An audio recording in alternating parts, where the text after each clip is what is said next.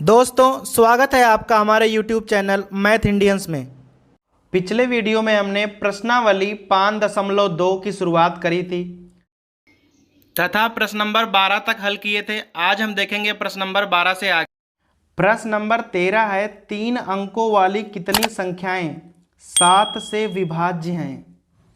अब हमें यहाँ संख्याएं लिखनी है 3 अंकों की, वो भी 7 से विभाज्य।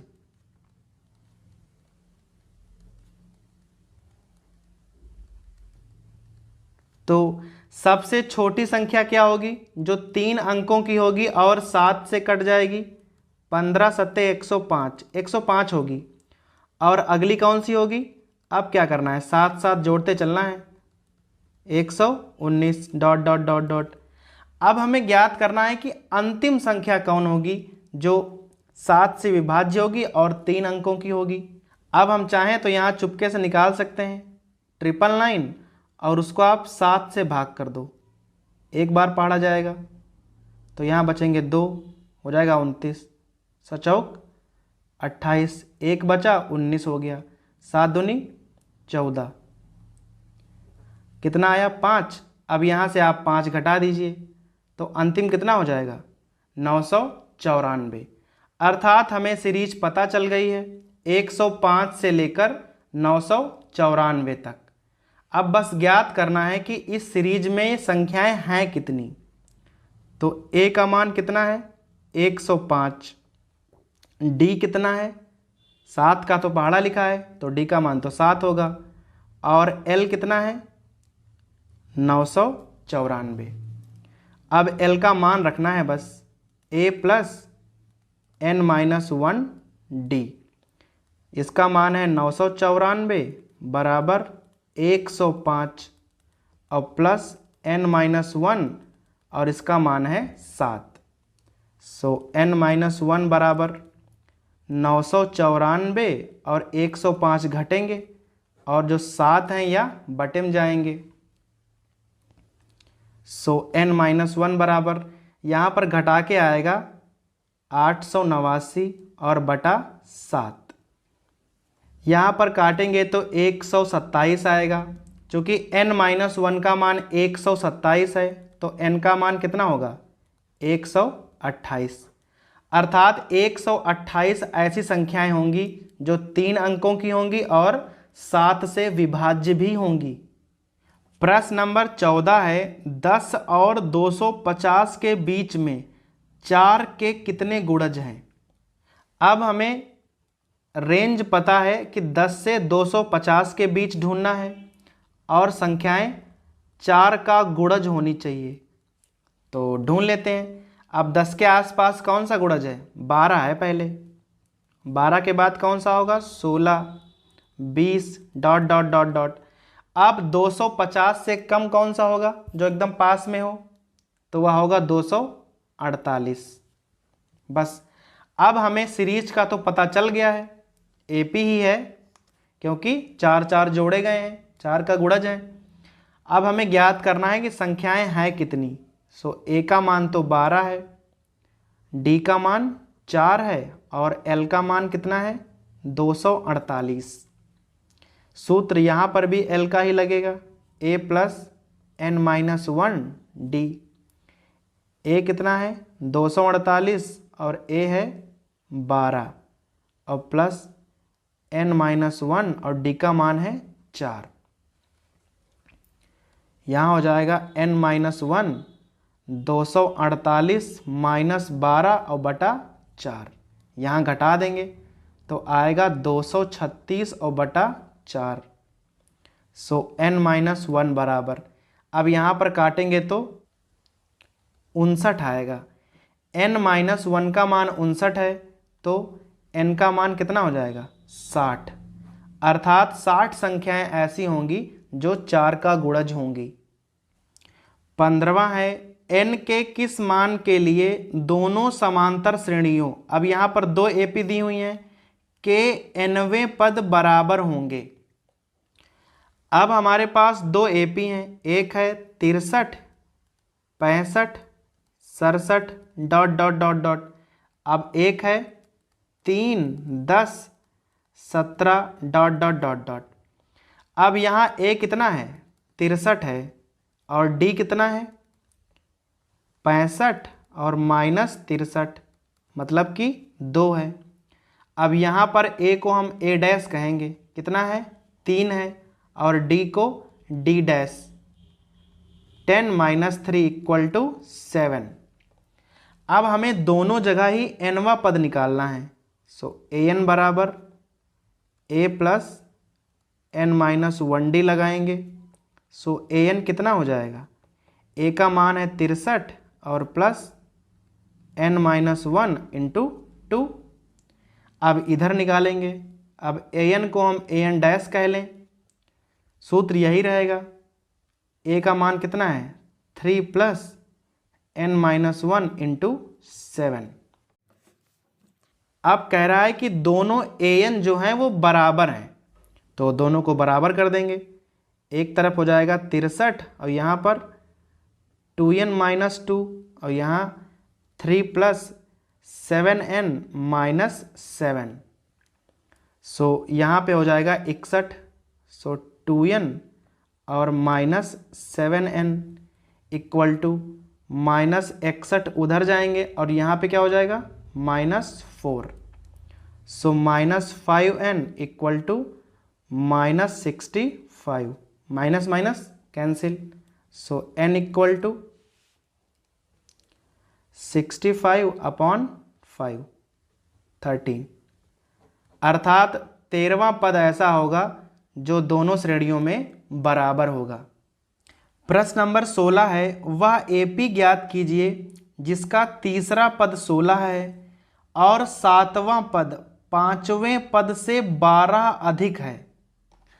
अब हमारे पास दो कंडीशन है। एक तो तीसरा पद दिया हुआ है A3 कितना है 16 है। अब A3 एक्चुअली में होगा क्या, A + 2D होगा, जो हमें 16 दिया हुआ है। अब कह रहा है कि 7वां पद और एक तरफ 5वां रख लीजिए। कह रहा है कि 7वां पद 5वें से 12 अधिक है, तो हमें इधर 12 अधिक करना पड़ेगा।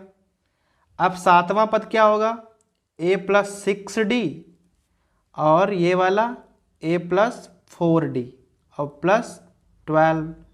A और A cancel, 6D - 4D equal to 12।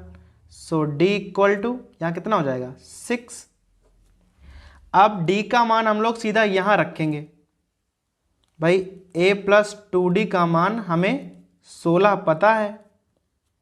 So A बराबर 16 और -2D। सो A बराबर आ जाएगा 4। अब हमें ज्ञात क्या करनी है, हमें AP ज्ञात करनी है। AP कैसे निकालते हैं, सबसे पहले पहला पद 4 लिख दिया, अभी उसमें 6 जोड़ दीजिए 10, फिर और 6 जोड़ दीजिए 16 और फिर ऐसे ही 6 जोड़ते रहिए, AP ज्ञात हो जाएगी। 17वां सवाल है, AP मालूम है 3, 8, 13 और अंतिम पद कितना है 253 में अंतिम पद से 20वां पद ज्ञात कीजिए। अब हमारे पास AP है 3, 8, 13 डॉट डॉट डॉट डॉट 253। ठीक है। अब यहाँ से हमें A का मान कितना पता है 3 है और D कितना है 5 का अंतर है तो 5 होगा, और ये 253 क्या है, यह हमारा अंतिम पद है L। अब हमें ज्ञात करना है अंतिम पद से 20वां पद, शुरू से 20वां नहीं, अंतिम से 20वां। यहां लिखेंगे अंतिम से 20वां पद, अर्थात A20 ज्ञात करना है, लेकिन यह अंतिम से है तो इसका फॉर्मूला थोड़ा अलग होता है। सूत्र होता है L - n-1D। तो अभी ज्ञात कर लेंगे A20 इक्वल टू L कितना है 253 और माइनस n का मान है 20 -1 और D कितना है 5। सो 253 और माइनस यहाँ कितना हो जाएगा 19 और 19 पंचे 95, अर्थात A20 कितना हो जाएगा घटा देंगे यहाँ पे 158 आएगा। 18वां सवाल है, किसी एपी के चौथे और 8वें पदों का योगफल 24 है, छठे और 10वें पदों का योगफल 44 है, तो हमें प्रथम 3 पद ज्ञात करने हैं। अब हमारे पास यहाँ 2 कंडीशन है। एक तो कह रहा है कि चौथा और 8वां पद जोड़कर कितना है 24, और दूसरा छठा और 10वां पद जोड़कर कितना है 44। अब इनसे बनाएंगे हम समीकरण। A4 कितना होता है A+3D और A8 A+7D इक्वल टू 24। तो यहाँ हो जाएगा 2A और प्लस 10D इक्वल टू 24। चाहें तो 2 से भाग कर लें, करेंगे ही, बराबर 12, और इसे आप समीकरण नंबर 1 डाल दें।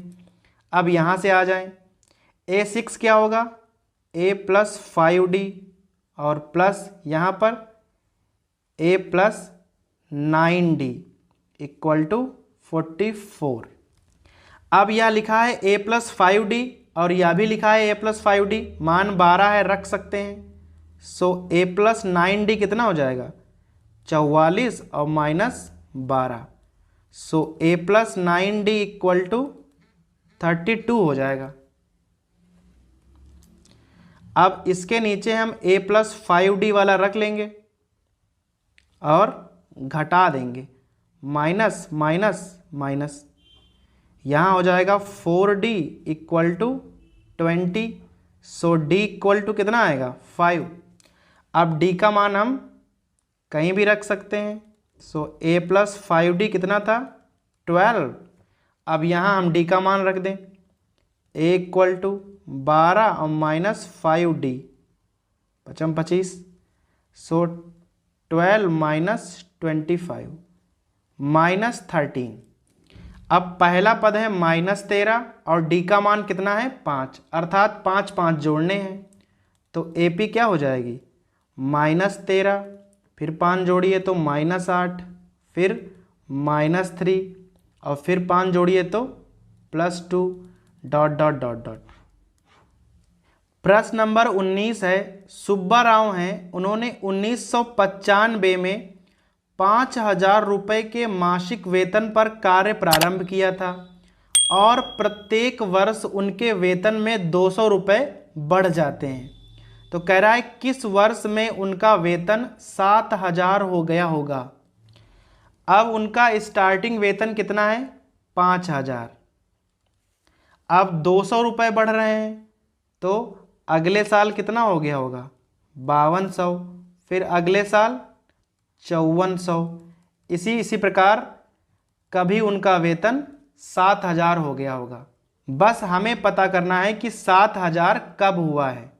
तो यह एक AP है, A कितना है 5,000 और कितना बढ़ रहा है 200 रुपया, तो D का मान हो जाएगा 200, और ये 7,000 क्या हो जाएगा, ये L का मान है।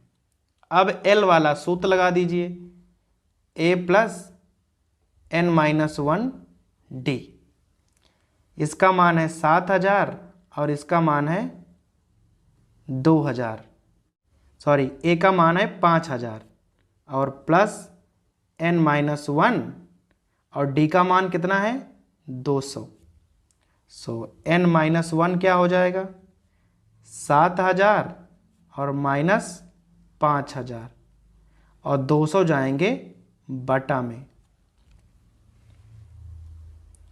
सो n-1 यहाँ घटाएंगे तो कितना बचेगा 2,000 और बटा 200 10 आएगा, सो n का मान आ जाएगा 11, अर्थात 11 वर्ष बाद उनका वेतन कितना हो जाएगा 7,000।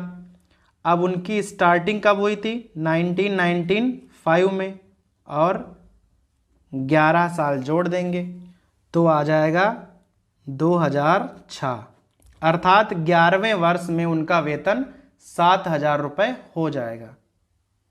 20वां प्रश्न है, रामकली ने किसी वर्ष के प्रथम सप्ताह में 50 रुपये की बचत की, फिर अपनी साप्ताहिक बचत रुपये 17.5 बढ़ाती गईं। यदि nवें सप्ताह में उनकी साप्ताहिक बचत 207.5 रुपया हो तो हमें n का मान ज्ञात करना है। अब कोई रामकली हैं, इन्होंने क्या किया है, 50 रुपये बचाए हैं पहले सप्ताह में, तो ये हो गया a का मान। अब कह रहा है कि हर सप्ताह में 17.5 रुपये ये बढ़ा देती हैं, तो यह हो गया d का मान। अब इसके आधार पर एक AP बना लेते हैं। पहले सप्ताह में 50 रुपये, दूसरे में कितने हो जाएंगे 67.5, और तीसरे में 85, और इसी प्रकार से आगे बढ़ती चली गई। तो किसी सप्ताह में उनके पास रुपया बच गया 207.5। अब यह पता लगाना है कि यह किस सप्ताह में घटित हुआ है, तो यह L का मान हो गया होगा। सो L बराबर A प्लस n-1D, 207 और 0.5। अब A का मान है 50 और प्लस n-1 और D का मान कितना है 17.5। सो n-1, अब 207.5 में ये 50 जाके घट जाएंगे, और जो 17.5 गुणा में लिखे हैं ये बटम पहुंच जाएंगे। सो n-1 यहाँ घटाएंगे आप तो कितना आ जाएगा 157.5 और बटा 17.5। यहाँ काट देंगे तो 9 आएगा। अब n-1 का मान 9 है, तो n का मान कितना हो जाएगा 10, अर्थात 10वें सप्ताह में उनकी जो आय है वह 207.5 रुपये हो गई होगी।